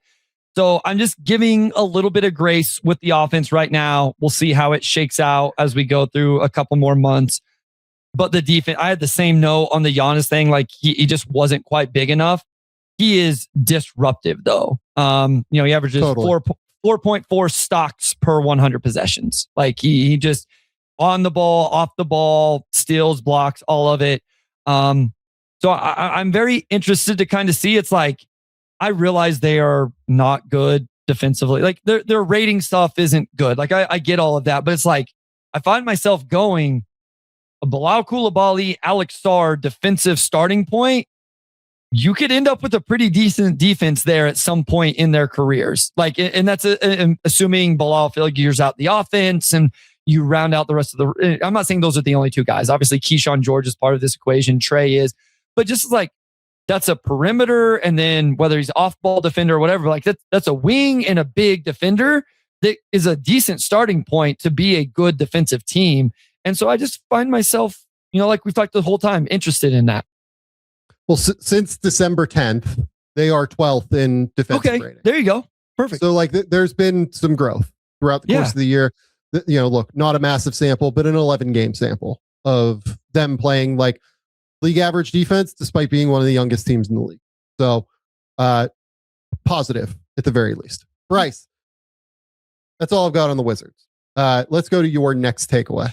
Yeah, so my next one is just like Nikola Jokic obviously got injured. Luckily, it's not worse than what it looked like it could have been. And the 65 game rule. And our thoughts, does it need fixed? Is this a major issue? I mean, you know that I've said for a while that we need to make some adjustments to this thing. So it's funny. I was doing the Pistons podcast live before we recorded this, and Isaiah Stewart got brought up because, Isaiah Stewart. This is the big one that drives me insane. Isaiah Stewart, I think, would be an all defensive player right now. And to be clear, yes. I think he actually would be. He's on track to be eligible because he's playing a few more minutes every game right now. It's funny. He actually has a game where he played exactly 19 minutes and 59 seconds, which would not count. But so this got brought up, and somebody brought up, you having talked about this in the past, like somebody in the comments actually talked about how and you came up the idea. I don't want to steal your idea, but it's like, just give us a blanket total minutes played, or like whatever. But my thing was, okay, what does this mean in terms of Jokic? Is this a travesty if Jokic isn't eligible? And then, like, what should the rule be? We all know that this rule wasn't intended for awards. Like this quote unquote spirit or intent of the rule was to eliminate load management or whatever. But this is what they tagged onto it. So what is the fix? I want to start with this, Sam. Do you think there even needs to be a rule? And if there is, remind people, I guess, where you think that line should be. So the Isaiah Stewart thing, just to close the loop on that real quick, 24 games that he's played so far this season would be qualified for the minute total. I don't know what happened today. Did he play 20? So maybe 25. Yeah. Duran's out, so he had to start and play a bunch. Yeah, so 25 out of their 35 games. So and he's missed 3, to be clear. So correct. Yeah, like 10 of the games that the Pistons have played, he has not qualified for this, right? Which means that he is only 7 games away from not being eligible, or 8 games away. Yeah. And like as of right now, he would not qualify. Like Bryce said, he's playing more minutes, which is good. But when Duran comes back, you never know. And on top of it, like when they blew out the Lakers, for instance, what was that, like 3 or 4 days ago? He played 17 minutes in that game just because it was blowout. And sometimes Stewart will get in foul trouble sometimes, or as people know, Stewart sometimes can lose his cool. And, one of those is probably coming at some point. And this is, one ankle injury that misses 2 weeks. So, yeah. And like Stewart's would very clearly be an all defense guy to me. Like he has been incredible this season. He's played 735 minutes, I would guess today, after today. There's just no way that this guy shouldn't be eligible for all defense. He's played 735 minutes so far this year. But because of the way the rule is, he wouldn't be. And that's a conversation very silly and stupid to me. Nikola, so here's the thing. Shai Gilgeous-Alexander, I believe, has not missed a game this year. If he's missed one, he's missed like a game. You know what I mean? Yeah. He's played 34 of their 35 games so far. So like if Shai was to play 80 games this year, or like 78 games or something, and Jokic was to play 62, those extra 16 games 100% matter when the conversation is as close as it is. It just allows Shai to build drastically more value in terms of expected wins than, or like, impact on the game and estimated wins that you add or whatever. When you play, what would that be? 30 times 16, you play 500 extra minutes over the course of a season. Like that's a lot of minutes to make up for. So I like if that ends up being what happens, right? If Shai ends up playing 78 games and Jokic plays 62 or whatever, I absolutely think that Shai Gilgeous-Alexander should be the MVP. assuming that they continue at their current like values as players each. The real worry for me is what happens if Shea misses 17 games here.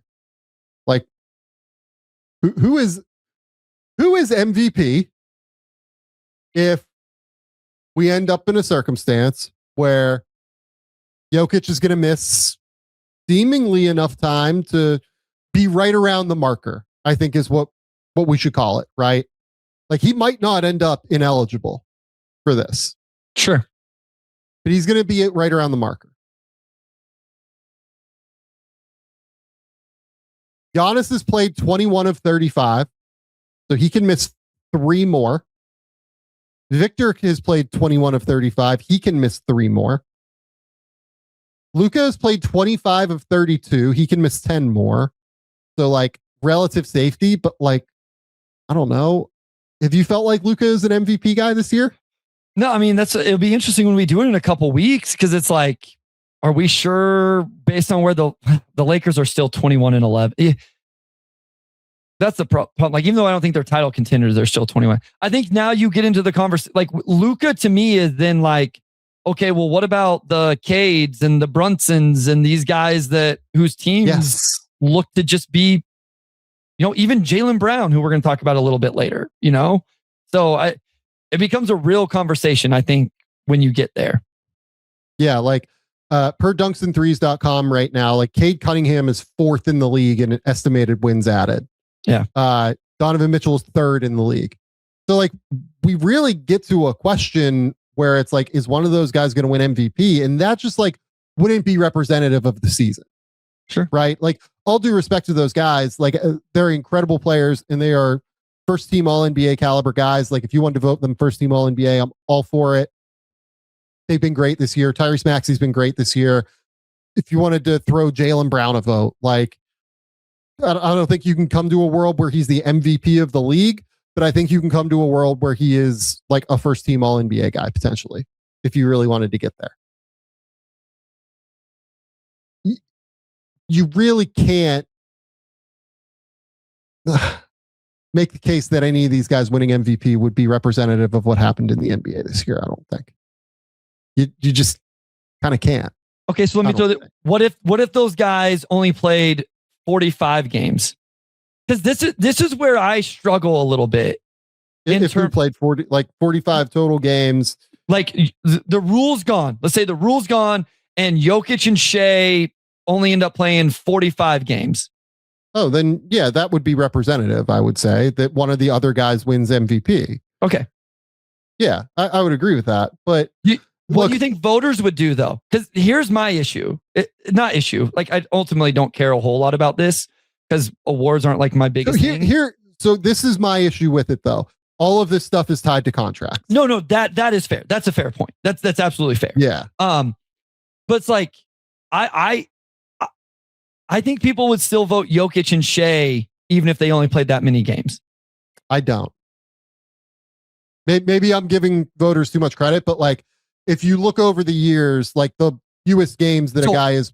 I was just looking. This is interesting. It's 62, like 61 or something. Yeah. Other than Malone played 49. Was that that would have been a strike short? Strike season. Yeah. So the only reason I say that, and listen, like, I have very people who I like have whatever where their tweets always show up, whatever that's called on X. Bobby Marks is one of them.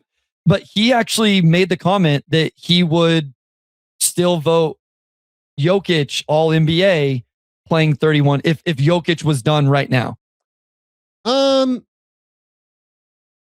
Yeah, so here's the tweet. So to be fair to Bobby Marks, this is December 30th, 2025.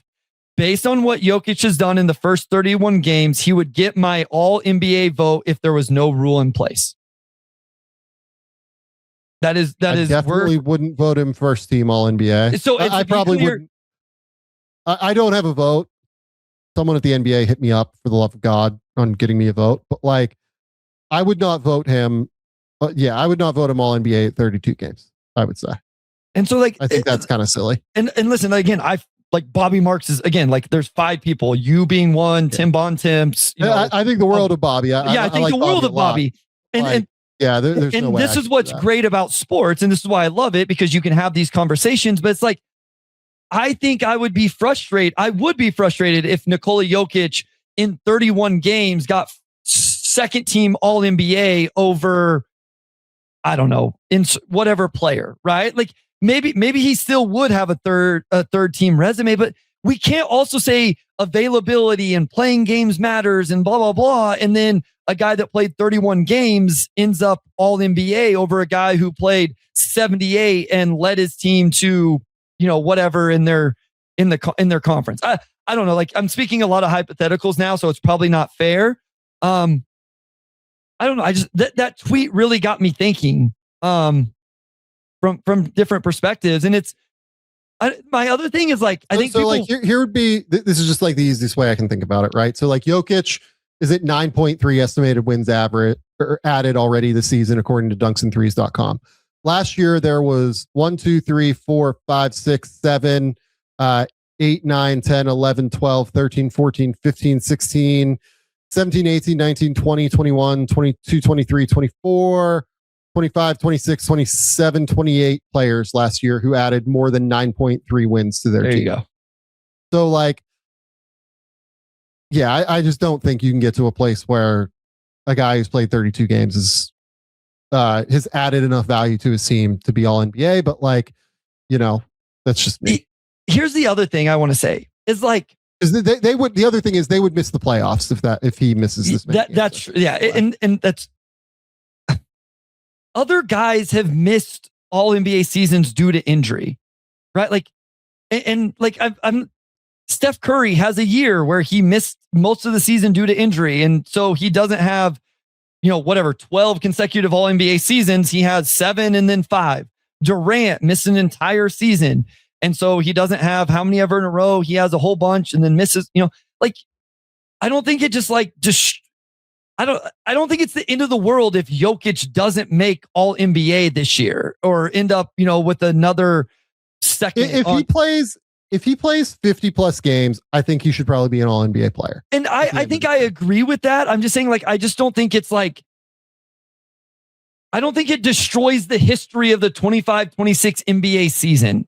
I think it's I don't think it destroy. If he doesn't make all NBA, I think it's fine. If we have somebody like, if he was to play like 50 games and he doesn't make all NBA, it is what it is. Like, I don't really care that much. If he was to play 60 games and miss this by like a couple of games, and Shea was to miss time and Giannis was to miss a few more games and everything. This is fair. And like all these guys play 60 games, right? And just none of them end up being eligible. I do. That would be where I'd be like, that's a problem. But we haven't run into that yet. That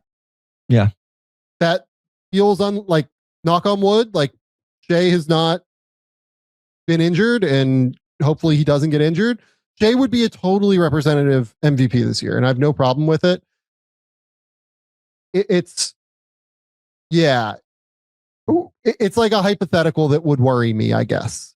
So here's where because of that, where I've landed is like, let's just get rid of it. And when we get rid of it, everybody just needs to know, like, be prepared for you're going to have voters who it's going to be a little bit crazy with guys that they either don't vote for or do vote for or whatever. But that's not the reason. It happens anyway. The reason that I've always been against the reason I've always been against this rule and been in favor of abolishing this rule is that I think it incentivizes players to play before they're healthy. Tyrese Halliburton. Tyrese Halliburton. Halliburton's a weird deal because Halliburton in the finals last year was like trying to win a championship series. But like, no, it was in the year before. I was talking about the one before. He very clearly came back before he was ready from his hamstring injury, just to make all NBA, because all NBA is tied to contract value. Yeah. And because it's tied to contract value, he was going to make $40 million more than what he would have otherwise. So like, if we're going to keep this tied to contracts, if we're going to keep awards voting tied to contracts, I think we need to get rid of this because it incentivizes guys playing hurt. the historical value thing, like, I don't like it, but I could give or take it, honestly. Like, if you keep this in place because of the historical precedents or whatever, or anything like that, I'm not really going to argue. My problem is that it incentivizes players to play before they are healthy again. Like Giannis right now, that game against the Wizards that we talked about, that was one of the worst defensive games I've ever seen Giannis play in my life. And it was because I think he's probably playing before he's ready to play again, because he probably wants all NBA again. Like, if we're going to keep this stuff tied to contracts, and Giannis is past the point where it's tied to his contract, he's eligible for 35% of the cap no matter what. But like, if we're going to keep this stuff tied to a 65 game rule and tied to contracts, it just incentivizes guys to play before they're healthy. And that is what I can't abide by. The historical precedent stuff, we just spent a lot of time talking about it. I don't like it, but it is what it is. It's that it really incentivizes guys to play before they're healthy.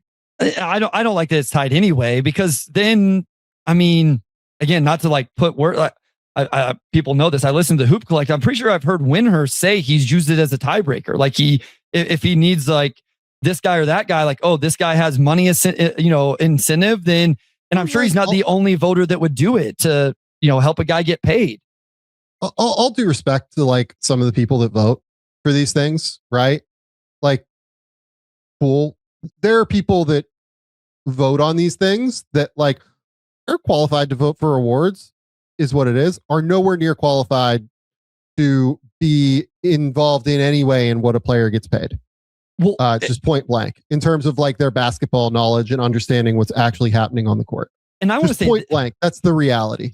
People probably aren't going to like hearing this, but like they also pick a representative of somebody that covers each team. So like the Pistons have 3 different beat writers. So here's the thing I know about beat writers, because I do a podcast for 4 years with one, and God love Amari's one of the good ones. Like, no. Listen, I love Amari, and Amari will take this very serious, whatever years he gets it. Like, I want to be clear.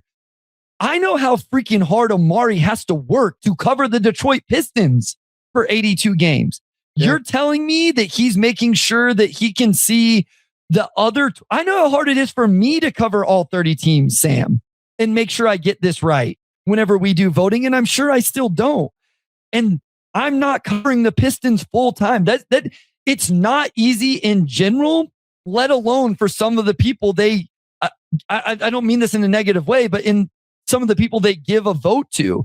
So like, that's where I also say sometimes like, I don't always trust but I don't know that I trust the voters anyway. That's why get rid of the rule, find some other way to do the load management thing, and find some other way to do the contract thing. Like, that's where I've landed on it. And I've never cared about it that much, but this Jokic thing kind of woke, because I probably will be the first one that if Jokic plays 64 games and I can't put him on the MVP ballot, that probably is going to piss me off and frustrate me. Feels kind of stupid. It does feel kind of stupid. Yes. Yeah. Okay. All right. My final takeaway here, and we'll rip through this kind of quick. Wait, why are the Nets supposed to trade Michael Porter Jr.? That's just what it says on the screen if you're listening. So here's the thing on the Brooklyn Nets and on like team building in general.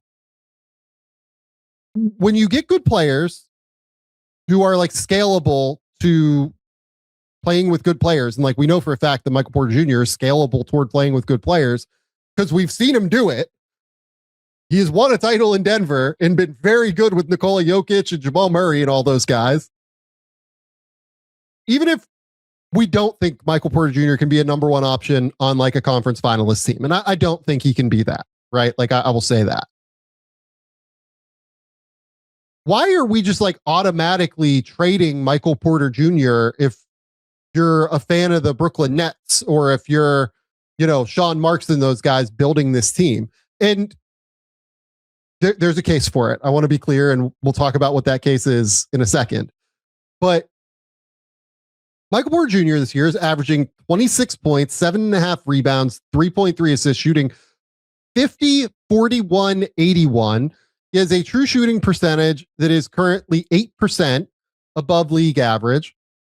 His free throw rate, I believe, is like nearly 33% or 40% higher than it's ever been in his career, because he's playing a little bit more on the ball. He's consistently being able to get to the rim, and he's a lights out shooter, which he's always been throughout the course of his career, who is just now flowing into some of the potential that we thought he had entering the NBA in terms of his on ball pull up ability. He's not quite as dynamic as what we thought he might be when he was in high school, because he's just not quite that fluid athletically as what he was in high school. But he's a pretty dynamic pull up shot maker. And we've seen him defend at high levels previously, including, when he's played this month. Missed a couple games recently, but like, especially the game against the Wizards, he missed. Their defense completely fell apart. Not to say that he's like the biggest part of their defense or anything, but like, they just had the best defense in the month of December, and he was really good. I would say he was like a good defensive player, but like, I just don't know if you're the Nets and you're trying to build like a winning team here moving forward. You have a scalable shot making wing who can play on both ends to at least like a reasonable level, who is only 27 years old. Why are we automatically looking to move him instead of potentially extending him? If you could get him below the max number as an extension, and again, like we'll talk about some of the reasons why I wonder if that could be possible. I don't know. Like, that feels like a pretty good building block for him, along with the draft prospect that you bring in this year, along with whatever your rookies this year become, along with whatever Noah Clowney is. Like, I don't know. That feels like a good building block to me. Why are we automatically trading Michael Porter Jr.? Not to say that they are automatically trading him, but like, it feels like everyone is just like, oh, this is like the best player on the trade market. Like, why wouldn't they move him? Well, I think part of it's because he's having such a good year. And whenever you have a guy with size that makes shots efficiently, and as you pointed out at the top, has been in a high level winning situation, so he can translate to that rebounds the ball. And so he's going to be coveted by other teams as well. One thing I absolutely agree with that I've tried to really point out any time we get a chance, and I really learned through covering the Pistons through their rebuild, is you need to have dudes that can actually score the basketball. You can't come into a season and just say, Yegor, you're the number one scoring option on this team. Noah Clowney, you're the number two scoring option on this team. Go crazy. Having a guy like Michael Porter Jr., even to an extent, Cam Thomas, with all of, some of his faults, like that stuff allows other guys to just kind of play their role in the offense and work their way into the NBA.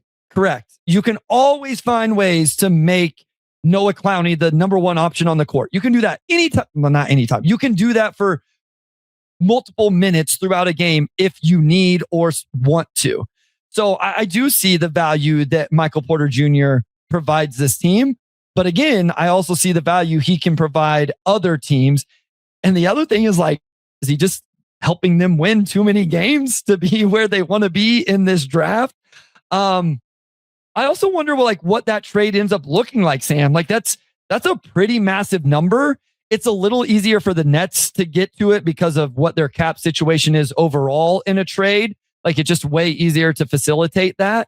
But yeah, and I don't know what assets a team would be willing to give up. So I understand what you're saying. I think the other thing is, like, if you're, I guess, the Nets or the other team, is injury situation. Like, do you want to lock in long term for Michael Porter Jr.? That's where I want to go. That's where I want to go next. So, like, the reasons why you would move him if you're Brooklyn, right?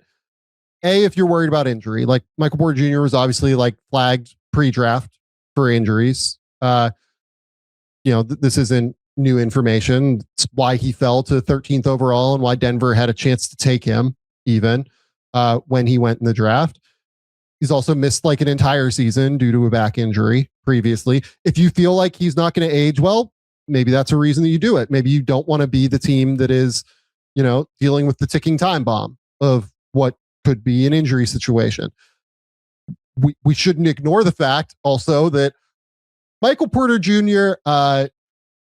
Seems to get in front of a microphone maybe a little bit too often for our comfort levels.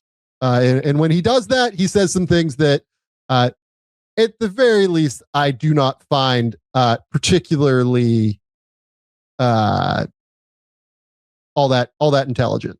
Let's go with Denver. Somehow it feels like had that under control. Maybe it's just because it's harder to avoid it in New York. There are just always things that you can do in New York, always shows that you can go on. The Nets seem to be having a more difficult time getting that piece of it under control. But I digress. The bigger question to me is the injury thing. If you think the injuries are just not going to ever fix themselves, if you think that he's just a ticking time bomb, I guess, with the injury thing, that would be one reason to genuinely move him and to get the asset value back. But with the way he's playing, to me, he is the patented, this is the guy you trade for over Lowry. He's played better. He's played as well as Lowry this year, at the very least, if not better. I would say, honestly, I think he's been slightly better than Lowry this year, just because he has a lot more responsibility on the ball when I watch them than what Lowry does a lot of the time. But yeah, man, this is the perfect scalable wing that you look for. Can you imagine if they get the number 1 or number 2 overall pick and you have Darren Peterson and AJ DeBanza and Michael Porter Jr. and you keep Nick Claxton and you have all 5 of these rookies? Jaeger's been interesting recently at the very least. He still doesn't really foray into the paint all that often, but has certainly been making shots at a high level. Danny Wolf looks interesting, at least. We'll see what he becomes. I think that it's a real roller coaster with the Wolfman, as much as I love him and enjoy watching his game. There are moments out there where you're like, oh, this might not go super well. Drake Powell looks like a good defender, and the 2 guards, we'll see what they are, right? Haven't been overly impressed, I would say, with either Saraf nor Nolan Traore, but it's hard to be a teenager in the NBA when you're a guard, so who knows? I don't know. If they end up with Darren Peterson and Michael Porter Jr. and Nick Claxton and Noah Clowney, and you trade Cam Thomas for a couple of picks, and you have Jaeger as the bigger guard who can help facilitate with Darren Peterson, that kind of works for me as an interesting core. You know what I mean? So I'm cool with this. Outside of if you're not going to trade him, then you do have to right. You can't just let him walk away for nothing. You probably have to extend him this summer if you don't trade him. Right and now. And that's the thing is I don't know that his trade value is ever higher. I realize he could be on an expiring if you wait till the offseason or next deadline, but it's I don't know that he's ever going to play better than what he's playing right now. I just think you have to have I think you have to be really smart about the contract, Sam. Because it could go real south real fast. And then all of a sudden you're a rebuilding team with 4 years of $40+ million of Michael Porter Jr. that, the injuries just cook it. And, you're barely getting anything. So that would be my worry here. My gut still says the smart move, the strategic move is trade it while it's at the highest, depending on what that market actually is. But I hadn't really thought of the other side of this is just an interesting player to build your young roster with. And then if he stays healthy and you get him on a reasonable contract, maybe you move on from him 3 years from now. Right. I would worry if I told you the number was 3 extra years for 120. So 40 a year. That's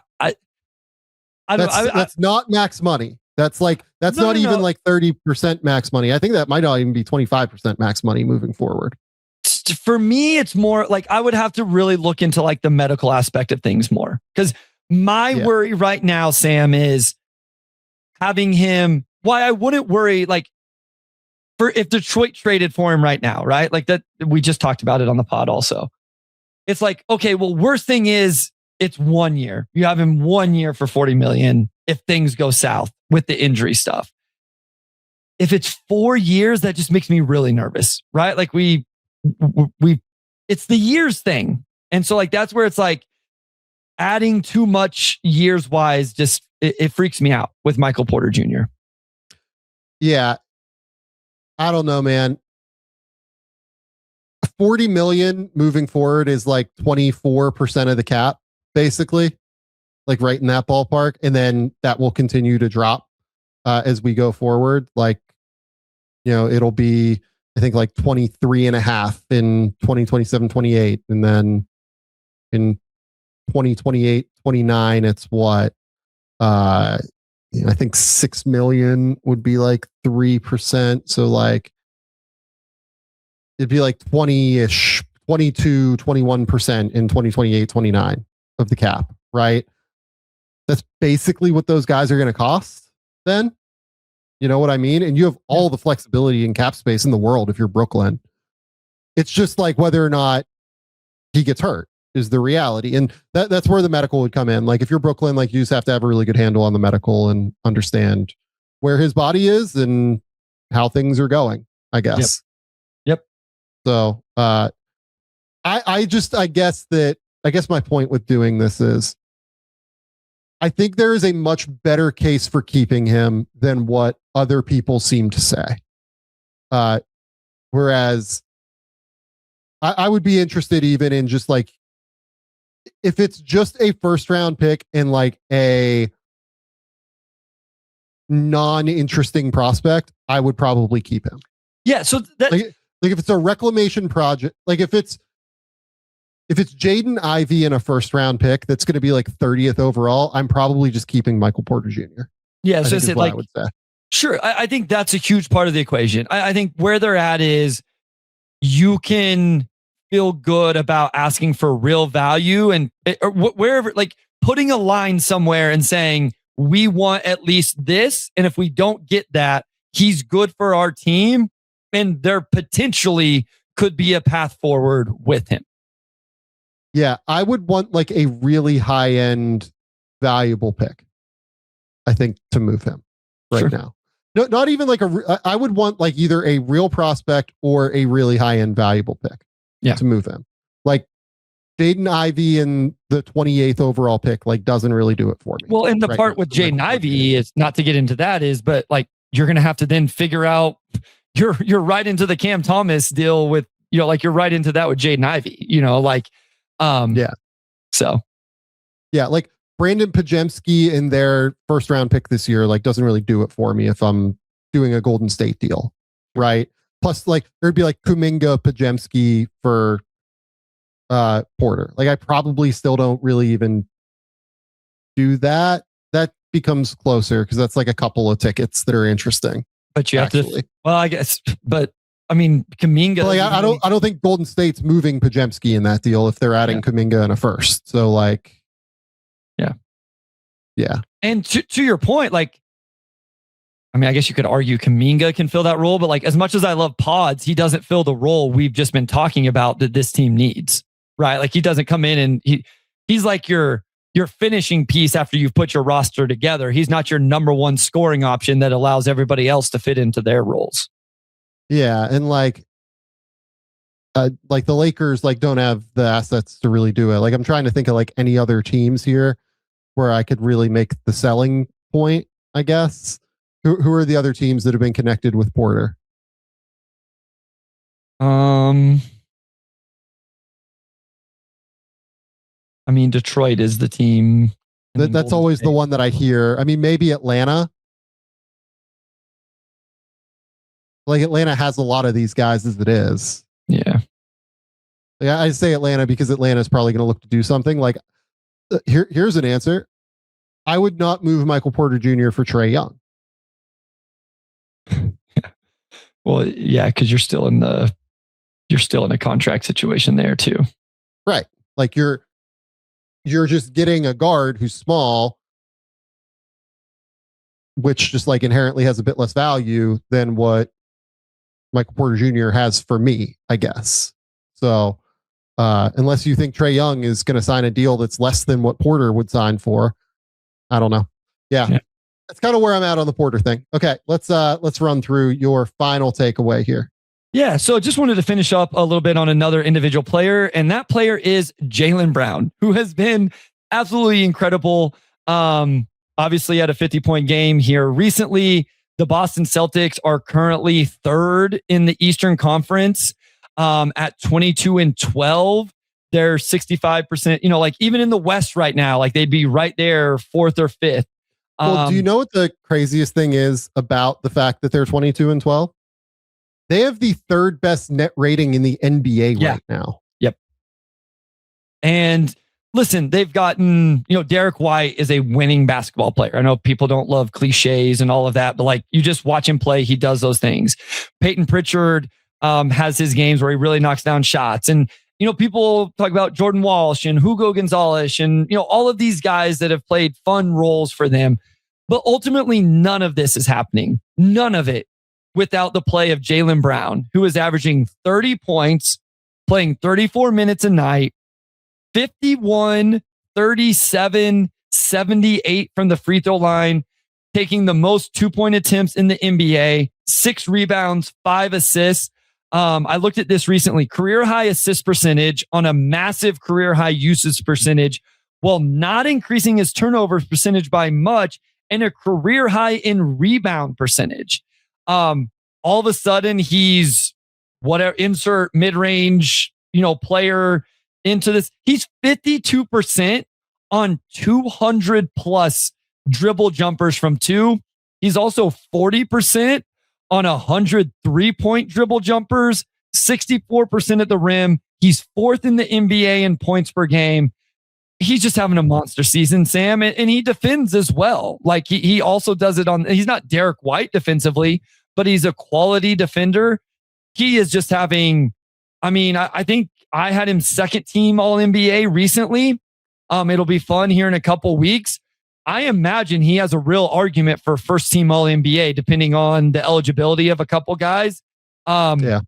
He's been incredible. And I think it just needs to be, I think when you talk about Boston, it's like, well, Derek White does this and Joe Mazzulla and the system. And it's like, yes, all of that's true. Jaylen Brown is having a first team All NBA type season thus far. It's kind of like Maxey in Philly. Yeah, the system only works if you have a guy who can collapse defenses. Correct. You know what I mean? Like Jaylen's ability to collapse defenses is why they're able to have the 3-point volume that they do, where they're taking threes on 47.5% of their field goal attempts, right? Because Jaylen is able to get into the paint and then find a kick out and then they swing the ball and swing it again, right? And because you have to pay so much attention to Jaylen Brown in general, he kind of makes the scheme in a real way for them. And it's why he's been incredible this season and why they've been incredible this season in a big way to me. Again, like the fact that they are sitting here second in offensive rating, I do think is the scheme on some level. You can't extricate just the scheme from having this guy who is one of the best athletes in the NBA and is consistently capable of getting paint touches. And like I talked about this, maybe 3 weeks ago, a month ago, whenever I did the Celtics thing that I did in takeaways. But like, I think his handle has gotten better is the thing. Like he feels a lot more patient with the ball. He's able to like decelerate and play with a bit more patience and poise and calmness and confidence. And nobody's going to mistake him with Tyrese Maxey or Kyrie Irving or whatever with the ball, right? In terms of his handle, but he doesn't need to be. He's 6'7" and is a wildly explosive athlete and is incredibly powerful. He's super physical. Like the way that he plays is so physical. He just works his way into the paint and then kick out, swing, 3-pointer, kick out, 3-pointer. They do a really good job, I think, utilizing him as a post player sometimes as well. They've kind of given those possessions that Jason Tatum used to have on the block to Jaylen now. And it's been effective in the games that I've certainly watched of them, at least. And yeah, I mean, Jaylen Brown's been outstanding. Definitely one of the top 10 players in the NBA right now this season, in my opinion. And I would have him second team All NBA for sure. He's third in the NBA overall in usage, only behind Luka and Giannis. So like just again, and I think one little nuance thing, like you mentioned the dribble. I love his shot fake. And he's one of those guys that uses the shot fake post dribble pickup. So I'm even guilty of this. Like, even working with my own son, like we're always talking about shot fakes pre-dribble, right? Like, so catch the ball, square up, shot fake.